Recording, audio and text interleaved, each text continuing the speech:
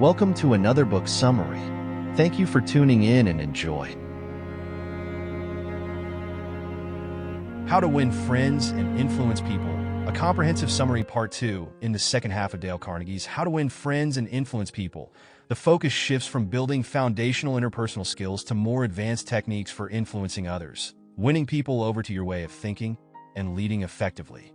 Carnegie delves deeper into the psychology of human behavior, offering practical strategies to navigate complex social situations, resolve conflicts, and foster cooperation.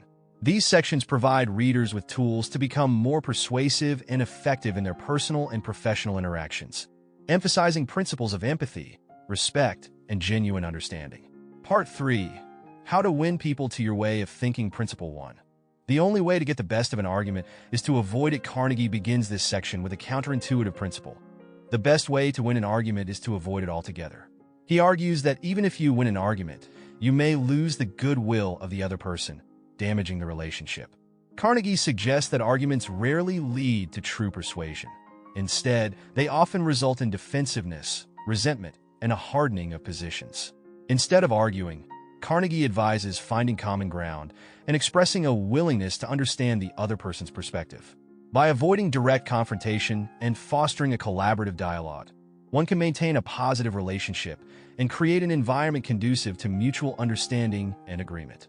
This principle aligns with the Socratic method, which emphasizes dialogue and questioning over debate and confrontation. By avoiding arguments and focusing on understanding, one fosters a spirit of inquiry and open-mindedness. This approach encourages a search for truth and mutual understanding rather than a victory in debate. Principle 2. Show respect for the other person's opinions. Never say, "You're wrong." The second principle emphasizes the importance of respecting others' opinions, even when you disagree. Carnegie argues that telling someone they are wrong, even tactfully, can provoke defensiveness and hostility. Instead, he suggests approaching disagreements with humility and an open mind, acknowledging the possibility that you could be mistaken. Carnegie provides examples of how showing respect for others' viewpoints can lead to more productive discussions and foster a more cooperative atmosphere. By refraining from directly challenging others and instead inviting a constructive dialogue, one can maintain respect and open the door to influence. This principle reflects the philosophy of tolerance and the importance of recognizing diverse perspectives. It echoes John Stuart Mill's idea that even wrong opinions have value in a free discourse society, as they challenge us to defend and refine our views. By respecting others' opinions, we engage in a process of shared learning and growth. Principle 3. If you're wrong, admit it quickly and emphatically. Carnegie's third principle advises that when you are wrong, it is best to admit it quickly and emphatically. This approach disarms the other person, reduces defensiveness, and demonstrates integrity and humility. By acknowledging mistakes openly and without hesitation, one can build trust and respect. Carnegie provides examples of how admitting mistakes can transform potentially contentious situations into opportunities for mutual understanding and growth. This principle is about embracing vulnerability and recognizing that admitting faults can strengthen rather than weaken relationships. This principle aligns with existentialist ideas about authenticity and owning one's actions. Jean-Paul Sartre emphasized the importance of accepting responsibility for one's choices and actions. By admitting mistakes openly, one demonstrates an authentic commitment to truth and personal growth, fostering trust and respect in relationships. Principle 4. Begin in a friendly way. The fourth principle emphasizes the importance of starting interactions on a positive and friendly note. Carnegie suggests that a warm, friendly approach can set the tone for the entire conversation, making others more receptive and open. He advises using a friendly tone, smiling, and expressing genuine interest and concern to create a positive atmosphere. Carnegie provides examples of how beginning in a friendly way has helped people navigate difficult negotiations, resolve conflicts, and build rapport. A friendly approach is more likely to disarm hostility, foster goodwill, and encourage cooperation. This principle reflects the philosophy of pragmatism, which emphasizes the practical effects of actions. A friendly approach has practical benefits in that it encourages openness, cooperation, and positive engagement. It is about choosing actions that lead to the most constructive and beneficial outcomes in human interactions. Principle 5. Get the other person saying, yes, yes. Immediately, Carnegie's fifth principle is about building momentum in a conversation by getting the other person to agree with you on small points early on. He suggests that getting a series of yes responses at the beginning creates a positive, collaborative atmosphere and makes it more likely that the other person will continue to agree with you on larger issues. Carnegie provides examples of how this technique has been used effectively in sales, negotiations, and interpersonal relations. The idea is to find common ground and build a foundation of agreement, which can pave the way for more significant consensus and cooperation. This principle can be seen as an application of the concept of gradualism, a strategy of achieving significant change through small, incremental steps. By building agreement on small points, one gradually leads the other person towards a broader understanding or acceptance, reflecting a strategic approach to persuasion. Principle 6. Let the other person do a great deal of the talking. The sixth principle emphasizes the importance of letting others express themselves fully. Carnegie advises against dominating conversations and suggests that people are more receptive when they feel heard and understood. By encouraging the other person to talk, one can gather valuable information, understand their perspective, and build rapport. Carnegie provides examples of how allowing others to speak freely has led to successful negotiations and deeper connections. This principle is about showing respect for the other person's opinions and creating a space where they feel valued and understood. This principle aligns with the concept of dialogical philosophy, particularly Martin Buber's idea of the I-thou relationship, where true dialogue involves mutual recognition and understanding. By letting the other person speak, one engages in a genuine dialogue that fosters deeper understanding and authentic connection. Principle 7. Let the other person feel that the idea is theirs. Carnegie's seventh principle advises that to persuade someone, it is often more effective to let them feel that the idea is theirs.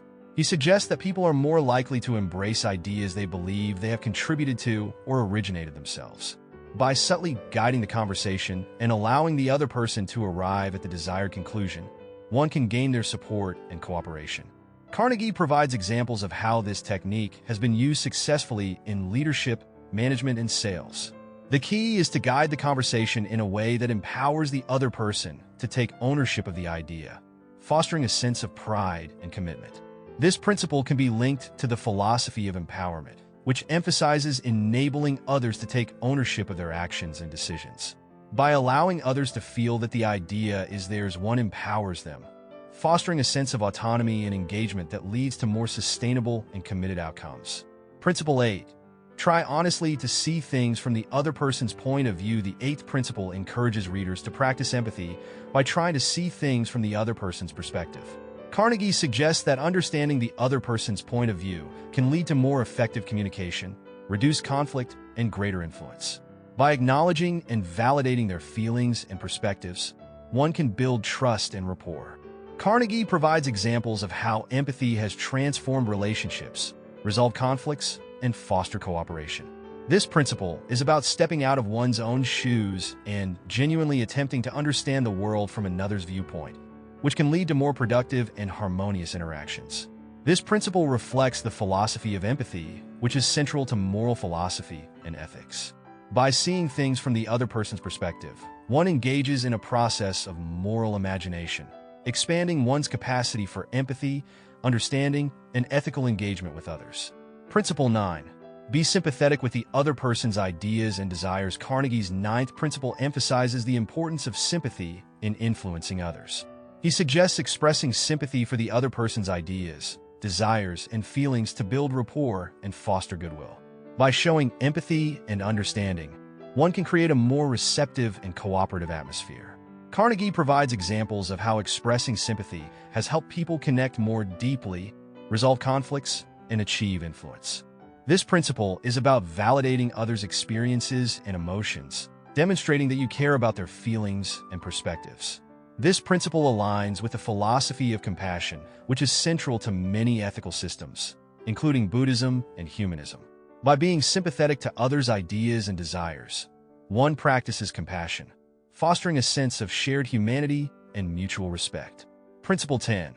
Appeal to the nobler motives. The 10th principle advises appealing to the higher, nobler motives of the other person. Carnegie suggests that people like to think of themselves as being guided by noble motives such as honesty, fairness, and altruism. By appealing to these motives, one can inspire others to act in a way that aligns with their higher ideals. Carnegie provides examples of how appealing to nobler motives has led to successful negotiations, conflict resolution, and leadership. This principle is about recognizing and encouraging the best in others, appealing to their sense of integrity and moral values. This principle can be linked to virtue ethics, which emphasizes the cultivation of moral character and virtues. By appealing to the nobler motives of others, one encourages them to act in accordance with their highest virtues, fostering a culture of ethical behavior and integrity. Principle 11. Dramatize your ideas. Carnegie's 11th principle emphasizes the importance of making ideas vivid and engaging. He suggests using storytelling, metaphors, and dramatic techniques to capture attention and make ideas more memorable and persuasive. By presenting ideas in an engaging and compelling way, one can enhance their impact and influence. Carnegie provides examples of how dramatizing ideas has helped people communicate more effectively, capture attention, and inspire action. This principle is about using creative and dynamic communication techniques to make ideas come alive, enhancing their persuasiveness. This principle aligns with the philosophy of rhetoric, particularly Aristotle's concept of pathos, which involves appealing to emotions to persuade and engage an audience. By dramatizing ideas, one taps into the emotional aspect of communication, making ideas more compelling and memorable. Principle 12. Throw down a challenge. The final principle in this section suggests that people are motivated by challenges and the opportunity to prove themselves. Carnegie advises using challenges as a way to inspire action and foster a spirit of competition and achievement. By presenting a challenge, one can tap into people's natural desire for accomplishment and recognition. Carnegie provides examples of how challenges have been used effectively in leadership, management, and sales to motivate and inspire people. This principle is about recognizing the human need for growth and achievement and using it as a tool to encourage action and engagement. This principle reflects the philosophy of self-actualization, particularly Abraham Maslow's hierarchy of needs, which includes the need for achievement and self-fulfillment. By throwing down a challenge, one encourages others to strive for their highest potential, fostering personal growth and development. Part 4. Be a leader. How to change people without giving offense or arousing resentment. Principle 1. Begin with praise and honest appreciation. Carnegie's first principle in this section advises beginning any critique or feedback with praise and honest appreciation. He argues that starting with positive feedback can soften the impact of criticism, making the person more receptive to suggestions for improvement. This approach helps build trust and rapport, creating a more constructive and positive environment for change. Carnegie provides examples of how this technique has been used effectively in leadership and management to foster a positive atmosphere and encourage improvement.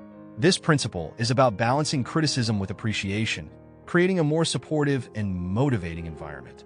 This principle aligns with the concept of positive reinforcement in behavioral psychology, which suggests that people are more likely to change their behavior when positive behavior is acknowledged and reinforced. By starting with praise, one fosters a positive and encouraging environment for growth and improvement. Principle 2. Call attention to people's mistakes indirectly. The second principle suggests that when pointing out mistakes, it is more effective to do so indirectly. Carnegie advises using subtle hints or suggestions rather than bluntly stating the mistake. This approach allows the person to save face and feel respected, reducing defensiveness and resistance to change. Carnegie provides examples of how indirect feedback has been used effectively in various situations to encourage improvement without causing offense or resentment. This principle is about communicating in a way that maintains respect and preserves dignity, fostering a more positive and productive environment for change. This principle reflects the philosophy of diplomacy and tact, which emphasizes the importance of considering others' feelings and maintaining harmony in social interactions. By addressing mistakes indirectly, one practices tact and sensitivity, fostering a more respectful and constructive dialogue. Principle 3. Talk about your own mistakes before criticizing the other person. Carnegie's third principle advises that before criticizing others, it is helpful to acknowledge your own mistakes. This approach shows humility and vulnerability, making the other person more receptive to feedback. By admitting your own faults first, You create a more collaborative and less confrontational environment for discussing improvement. Carnegie provides examples of how this technique has been used to foster openness, reduce defensiveness, and encourage positive change.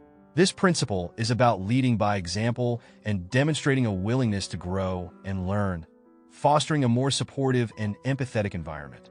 This principle aligns with the philosophy of humility and self-awareness, which emphasizes the importance of recognizing one's own limitations and flaws. By admitting one's own mistakes, one practices humility and fosters a culture of mutual respect and continuous improvement. Principle 4. Ask questions instead of giving direct orders. The fourth principle emphasizes the importance of asking questions rather than giving direct orders. Carnegie suggests that people are more likely to follow through when they feel they have some autonomy and control over their actions. By asking questions, you encourage others to think for themselves and arrive at their own conclusions. Carnegie provides examples of how this approach has been used effectively in leadership and management to foster a more collaborative and empowering environment. This principle is about encouraging autonomy and ownership, fostering a more engaged and motivated team. This principle reflects the philosophy of empowerment and participatory leadership, which emphasizes the importance of involving others in decision-making processes. By asking questions rather than giving orders, one empowers others to take ownership of their actions, fostering a more democratic and inclusive environment. Principle 5.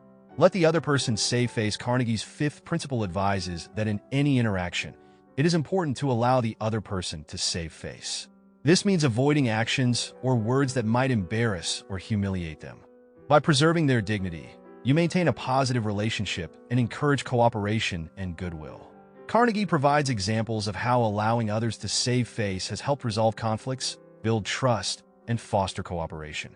This principle is about respecting others' self-esteem and maintaining a positive and constructive environment for collaboration. This principle aligns with the philosophy of respect and human dignity, which emphasizes the importance of treating others with kindness and consideration.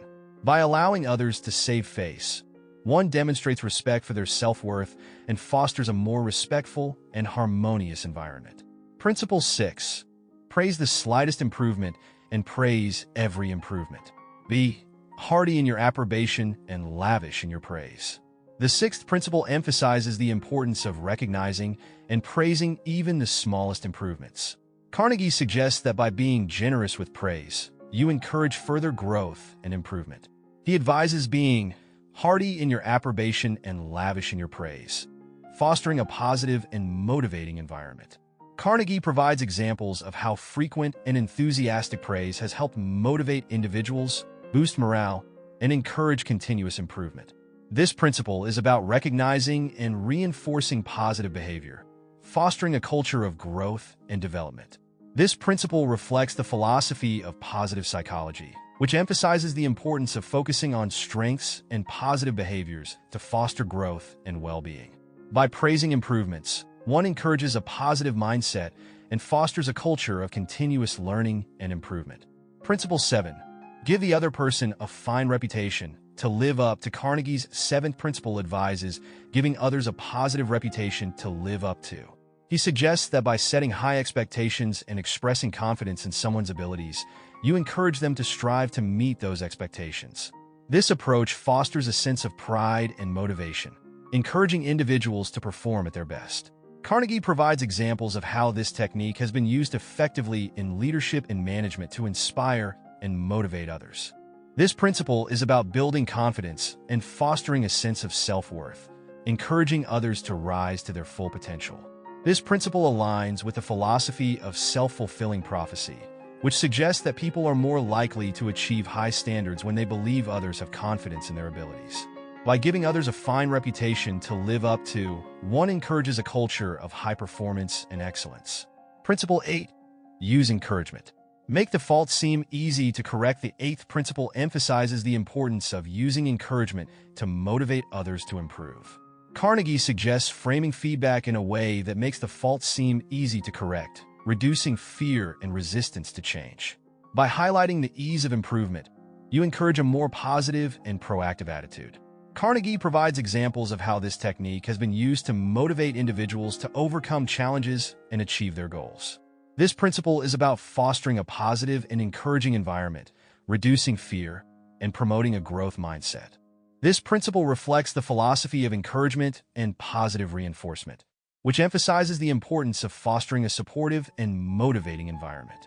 By making faults seem easy to correct, one encourages a proactive approach to growth and improvement, fostering a culture of optimism and resilience. Principle 9. Make the other person happy about doing the thing you suggest. Carnegie's final principle advises finding ways to make the other person feel happy and motivated about doing what you suggest. This involves framing requests in a way that aligns with their interests, values, and desires. By making the desired action appealing, you encourage cooperation and commitment. Carnegie provides examples of how this approach has been used effectively in various contexts to foster enthusiasm, cooperation, and positive outcomes. This principle is about aligning your goals with others' interests, creating a win-win situation that fosters goodwill and mutual benefit. This principle aligns with the philosophy of mutual benefit, which emphasizes the importance of finding solutions that meet the needs and interests of all parties. By making others happy about doing what you suggest, one fosters a culture of collaboration and cooperation, encouraging positive and constructive outcomes. Conclusion of Part 2. The second half of How to Win Friends and Influence People builds on the foundational principles introduced in the first half, providing advanced strategies for influencing others, fostering cooperation, and leading effectively. Carnegie's principles are grounded in empathy, respect, and a genuine interest in others, encouraging readers to cultivate habits that foster positive, meaningful connections. Carnegie's approach is about building authentic relationships based on mutual respect, understanding, and cooperation. The principles outlined in these sections offer practical tools for navigating complex social situations. Thank you so much for listening. We would love if you comment which books you would like to hear next, or with thoughts and ideas for our next project. Don't forget to like and subscribe for more summaries, self-improvement content. And until next time, have a good one.